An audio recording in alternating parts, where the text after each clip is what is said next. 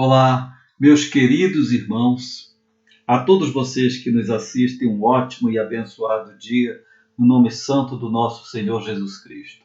Estamos aqui para mais uma escola bíblica dominical da Primeira Igreja Batista de Ponta Grossa.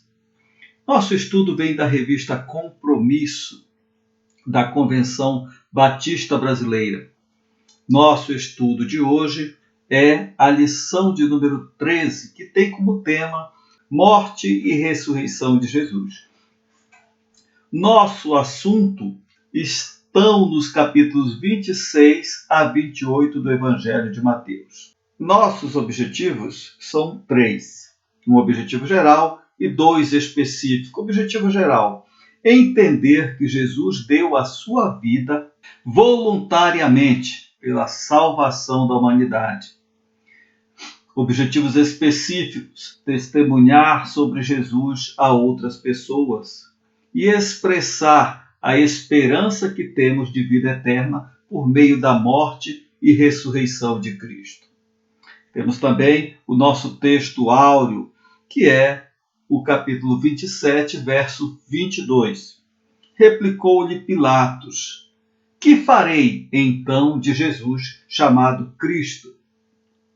Seja crucificado, responderam todos. Momento em que Pilatos pergunta ao povo quem ele soltava, se Cristo ou Barrabás. Eles optaram por soltar Barrabás e condenar Jesus.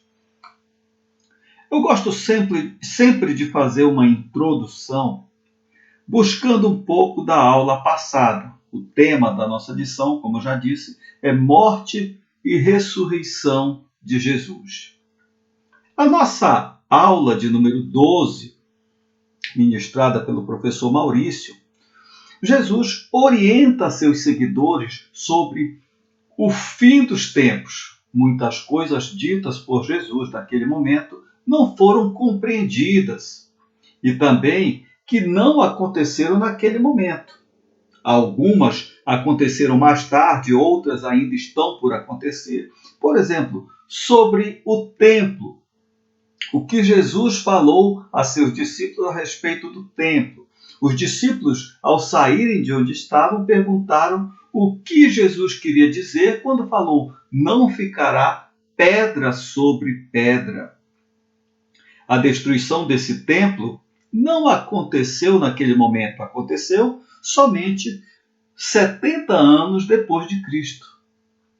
Jesus também, nessa lição de número 12, nos alerta para estarmos sempre preparados para a volta dele. Porque ele voltará quando muitos estarão despercebidos. Muitos estarão despercebidos. E ele cita ali uma pequena parábola, né? Se nós soubéssemos a que horas o ladrão virá à nossa casa, ficaríamos sempre alerta. E é assim que eu e você deveremos estar, sempre alerta. A lição anterior foi escatológica. Jesus ensinou seus discípulos sobre o juízo final e também nos alertou para a sua volta. A lição de hoje encerra muito resumidamente os estudos sobre o Evangelho de Mateus. E o tema será a sua morte, a sua ressurreição e desafios finais aos seus discípulos. Mateus não apresenta uma narrativa cronológica dos acontecimentos, mas apresenta detalhes, pois está escrevendo para os judeus. E como disse na primeira aula, ele precisava mostrar que Jesus vinha da realeza, que Jesus é o Messias que os profetas anunciaram lá no Antigo Testamento. Vamos analisar os 3 últimos capítulos, vendo o que podemos aprender em cada um deles. Primeiro ponto da nossa lição são os preparativos. Mateus capítulo 26 fala sobre os preparativos. Diz assim: tendo Jesus acabado todos os ensinamentos, disse a seus discípulos: Sabeis que daqui a 2 dias celebrar-se-á a Páscoa, e o Filho do Homem será entregue para ser crucificado. Aqui vemos Jesus preparando os discípulos para o que aconteceria com ele. E como comemorou a Páscoa na noite de quinta-feira, esse dia certamente em que ele profetizou sua entrega era uma terça-feira. Nos versículos 3, 4 e 5, os principais sacerdotes e os anciãos se reuniram com o sumo sacerdote Caifás e decidiram prender Jesus.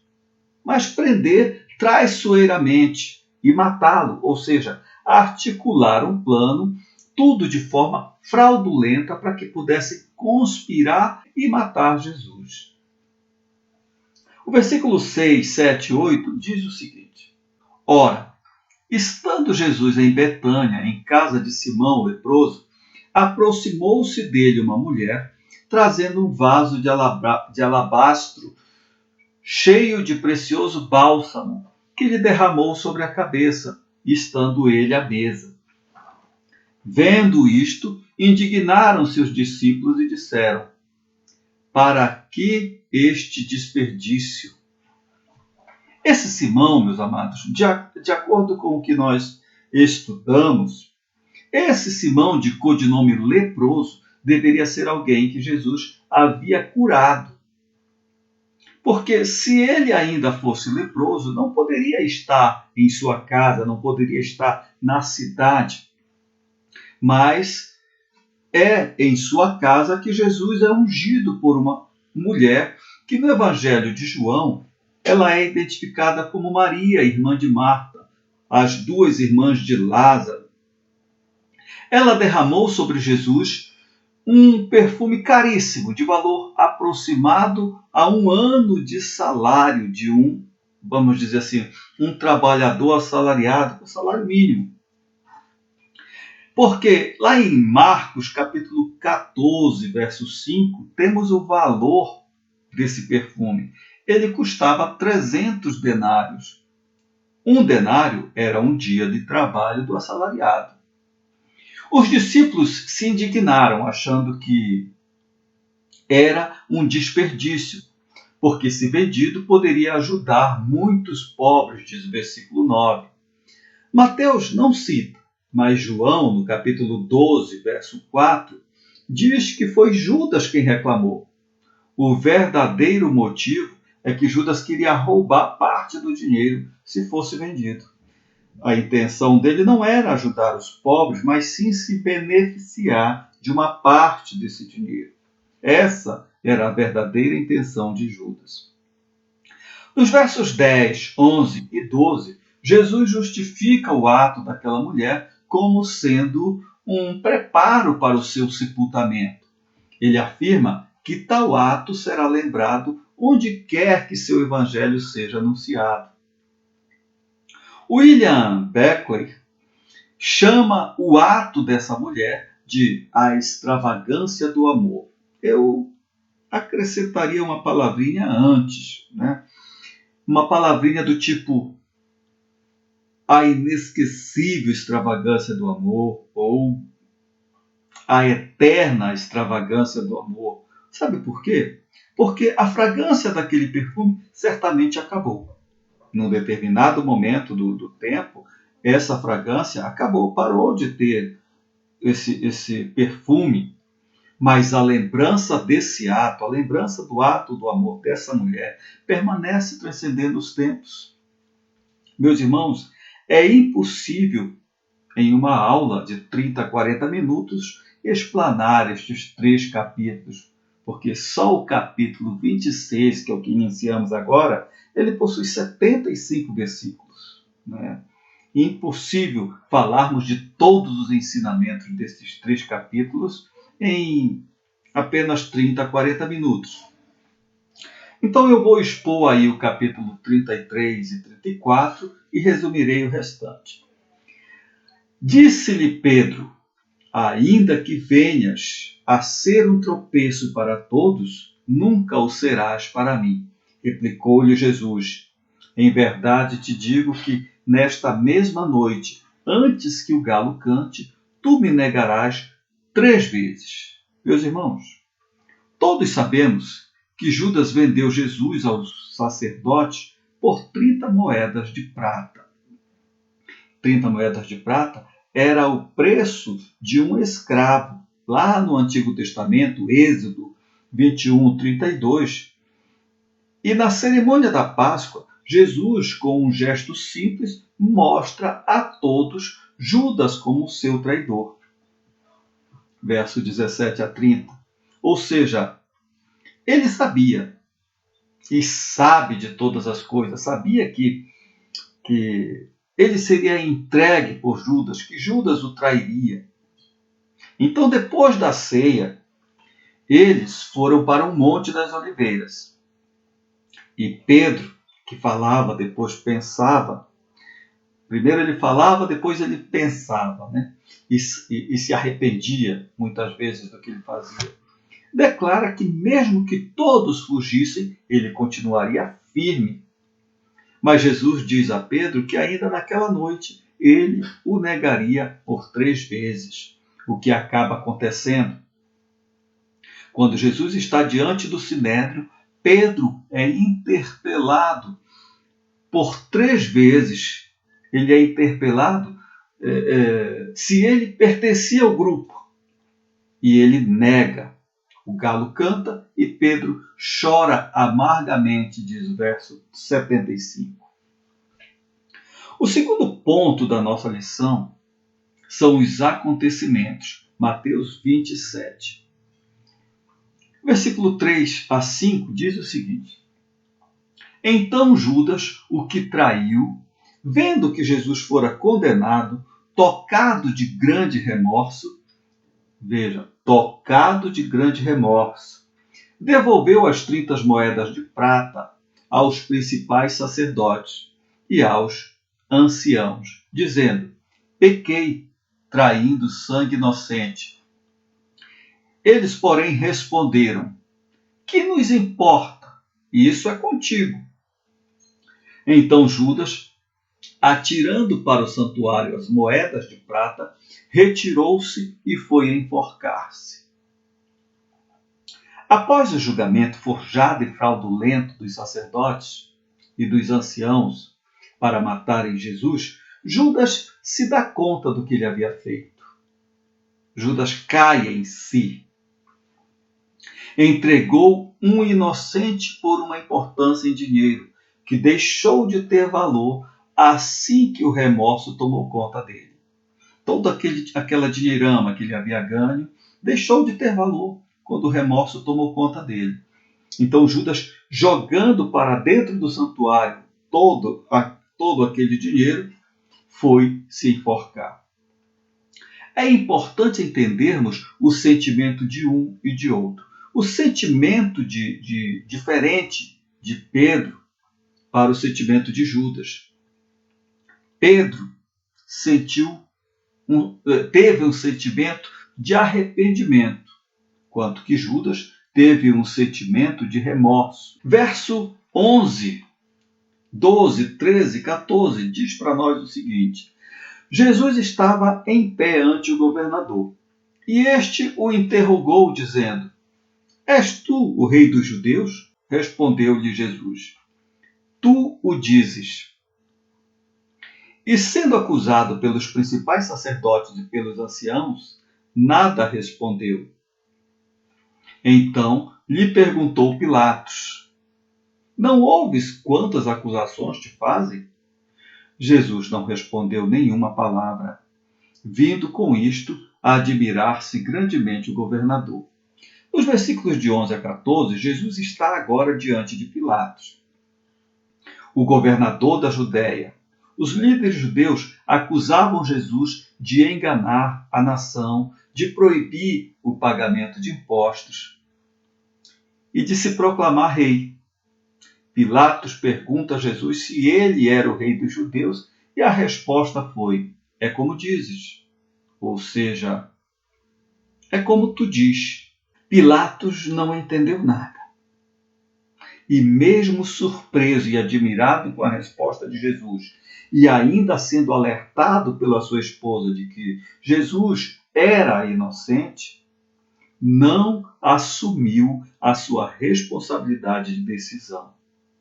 Pilatos deixou a decisão por conta do povo, porque era costume soltar um preso por ocasião da Páscoa. Então Pilatos usou isso para tirar a responsabilidade dele e deixar com o povo. Perguntou se soltava Jesus ou Barrabás.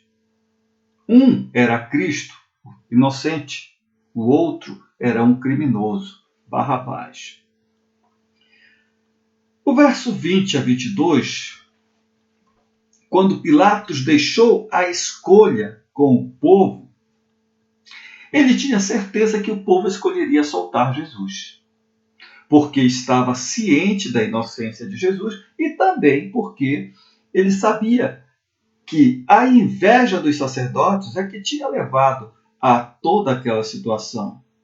Eles conspiraram contra Jesus porque Jesus estava sendo querido pelo povo, enquanto eles, o povo, sabia que eles eram hipócritas. Quando Pilatos deixou a escolha com o povo, tinha certeza que o povo escolheria soltar Jesus, porque estava ciente da sua inocência e também porque ele sabia que a inveja dos sacerdotes é que tinha levado a toda aquela situação. O que ele não contava é que os sacerdotes iriam articular para manipular o povo.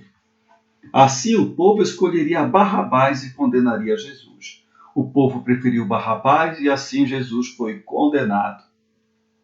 Na realidade, foi o povo que julgou Jesus. O povo preferiu Barrabás e assim Jesus foi condenado. Pilatos, então, com essa atitude, transferiu sua responsabilidade, confiando no resultado que aparentemente era certo. Ora, o povo gosta de Jesus, então vai escolher Jesus, para Jesus ser solto e não Barrabás. Mas eles haviam sido persuadidos pelos sacerdotes. Uma lição que fica para todos os líderes é não confiar naquilo que parece óbvio. É bom lembrar que os judeus eles não matavam por crucificação, mas escolheram crucificar Jesus. Como condenaram Jesus à crucificação? Foi o governador que determinou essa crucificação. Contudo, a crucificação ocorreu após moerem sua carne, com bofetadas, chicotadas e também depois de humilharem a pessoa de Jesus com palavras e cuspindo sobre o rosto dele. Verso 45 e 46. Desde a hora sexta até a hora nona, houve trevas sobre toda a terra.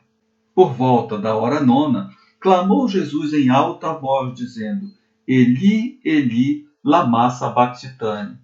O que quer dizer: Deus meu, por que me abandonaste? Os judeus começavam a contar o dia ou a hora do dia às 6 horas da manhã, sendo 6 horas a hora primeira. Eles falavam assim, hora primeira, hora sexta. Logo, a cronologia correta em que se deu a crucificação foi a seguinte: Jesus foi crucificado às 9 da manhã, a hora terceira. Às 12 horas, ou seja, hora sexta, toda a terra escureceu, até às 15 horas, que era a hora nona. Portanto, Jesus ficou na cruz por 6 horas. Nessa hora nona, ou 3 horas da tarde, ele clama pela ajuda do Pai, dizendo: Deus meu, por que me abandonaste? Isso porque, nesse momento, estava sobre ele todo o pecado da humanidade. Ele estava sentindo o peso dos nossos pecados. Segundo alguns teólogos, pelo fato de Deus não compactuar com o pecado, é que se ausentou naquele momento. E Jesus sentiu sua ausência verdadeiramente. 2 ladrões crucificados ao seu lado tiveram pela última vez a oportunidade de fazerem suas escolhas. Um aceitou Jesus e teve a promessa de estar com ele no paraíso. Jesus disse: ainda hoje estarás comigo no paraíso. O outro não aceitou. É uma coisa que continua acontecendo hoje, né? Marcos 16, 15, 16 diz: ide por todo mundo, pregai o evangelho a toda criatura. Quem crê e for batizado será salvo. Quem, porém, não crer será condenado. Então Jesus sabe que mesmo a palavra dele sendo pregada em todos os cantos do mundo, existirão aqueles que irão crer, serem batizados e serem salvos. Outros não vão crer, outros preferirão ser condenados. No verso 51 a 54. Eis que o véu do santuário se rasgou em 2 partes de alto a baixo. Tremeu a terra, fenderam-se as rochas, abriram-se os sepulcros e muitos corpos dos santos que dormiam ressuscitaram. E saindo dos sepulcros depois da ressurreição de Jesus, entraram na cidade santa e apareceram a muitos. O centurião e os que com ele guardavam a Jesus, vendo o terremoto e tudo o que se passava, ficaram possuídos de grande temor e disseram: verdadeiramente ele era o Filho de Deus. Quando Jesus expirou, o véu do templo se rasgou de cima a baixo, simbolizando que a vitória vem de cima e simbolizando também que não precisamos mais de um sacerdote ou de um sumo sacerdote aqui na terra para entrar no Santo dos Santos, ou seja, para entrar na presença de Jesus, para entrar na presença de Deus. Sabe por quê? Porque Jesus liberou esse acesso com o sacrifício da sua morte. Esse acesso, com esse acesso, cada um de nós, Jesus tornou um sacerdote. E se tornou o único mediador entre o homem e Deus. Jesus tornou sacerdote cada um de nós, sendo ele o nosso sumo sacerdote. A escuridão ao meio-dia e o terremoto que abriu fendas na rocha e fez ressuscitar os santos dos sepulcros foram fenômenos simbólicos e claros da vitória de Jesus sobre a morte. O nosso ponto 3 da revista, a vitória, Mateus capítulo 28. Este é um capítulo conhecido como o capítulo da vitória. Mesmo com soldados vigiando o sepulcro, para que ninguém roubasse o corpo, um anjo aparece em meio a um terremoto e retira a pedra da porta do túmulo. Não para que Jesus pudesse sair. Essa pedra, preste bem atenção. O anjo não retirou essa pedra para que Jesus pudesse sair de lá. Ele retirou essa pedra para que as pessoas, e principalmente as mulheres que ali foram testemunhar, vissem que Jesus não estava mais lá. Que elas pudessem testemunhar que Jesus ressuscitou. O sepulcro estava vazio. A ressurreição de Jesus comprova a sua realeza, comprova que ele é o Filho de Deus, constata que o que os profetas proferiram e o que ele mesmo predisse aos seus discípulos. E principalmente constata que Jesus Cristo é a nossa garantia de ressurreição, é a nossa garantia de vida eterna. Verso 11, 12 e 13. Esse aqui eu quero ler também. E indo elas, eis que alguns da guarda foram à cidade e contaram aos principais sacerdotes tudo o que sucedera. Reunindo-se eles em conselho com os anciãos, deram grande soma de dinheiro aos soldados, recomendando-lhes que dissessem: vieram de noite os discípulos dele e o roubaram enquanto dormíamos. Observem bem esses 3 versículos, meus amados. Enquanto as mulheres voltavam para dar a notícia aos discípulos de que Jesus havia ressuscitado, os soldados foram à cidade para contar aos sacerdotes sobre o que tinha acontecido.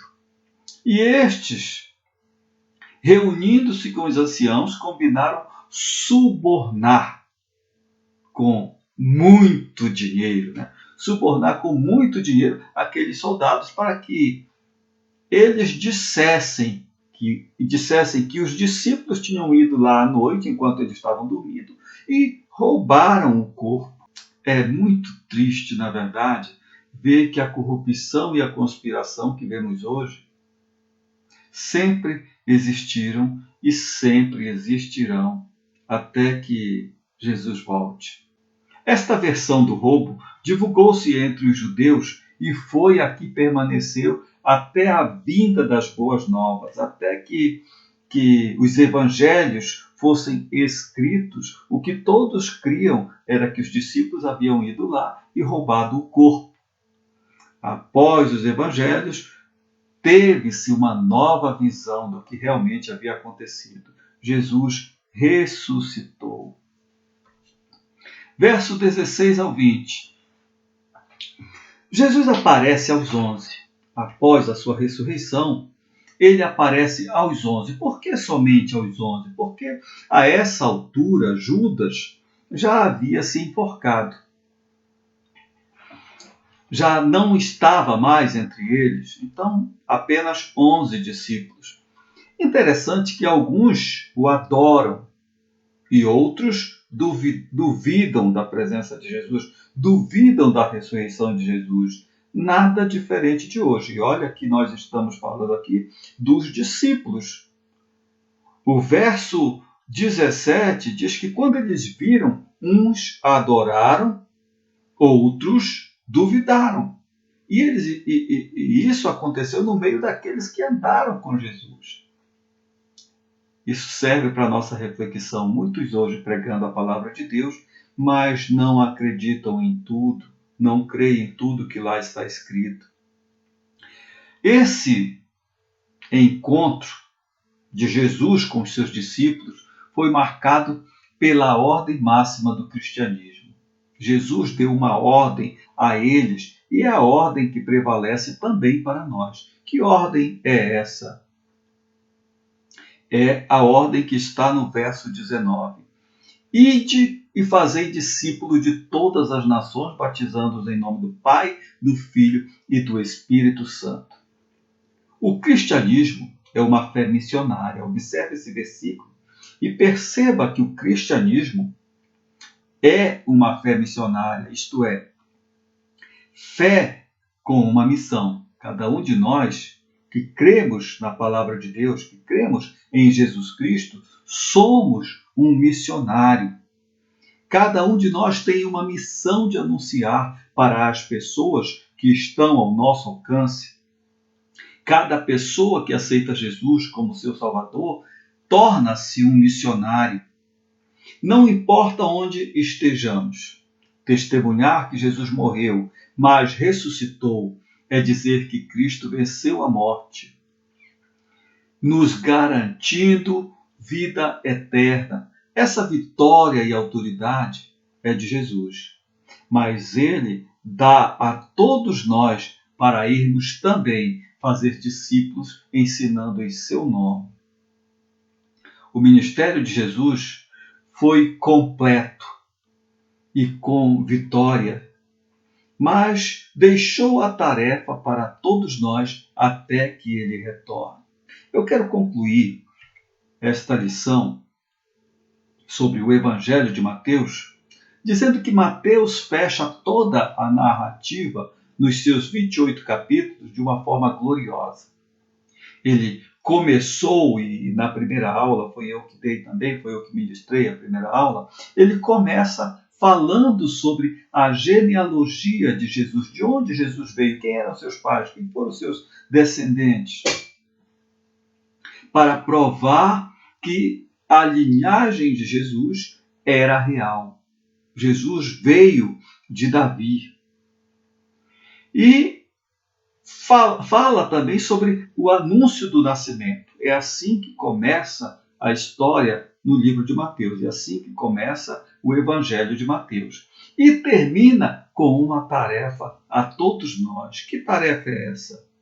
Ide e fazei discípulo de todas as nações. Como discípulos de Jesus, eu e você somos eternos aprendizes. Eu e você estamos sempre aprendendo. Não somos espectadores nem torcedores, mas somos jogadores em campo. E cada um deve saber a sua posição no corpo. E cada um de nós devemos procurar fazer da melhor maneira possível essa tarefa que Jesus delegou a cada um de nós.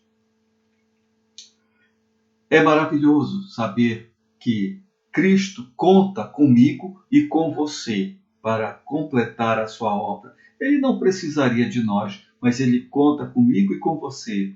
Isso é um privilégio. Qual tem sido a sua resposta a essa ordem de Jesus que todos nós recebemos?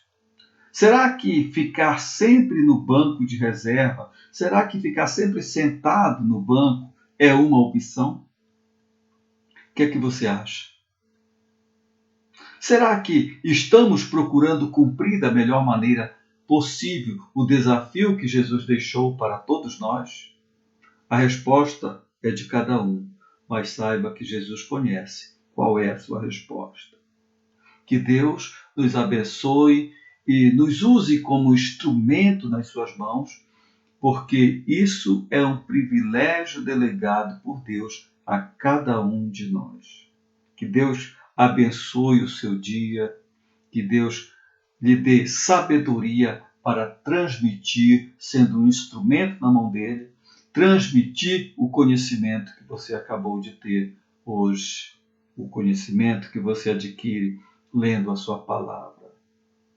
Que Deus te abençoe. Amém?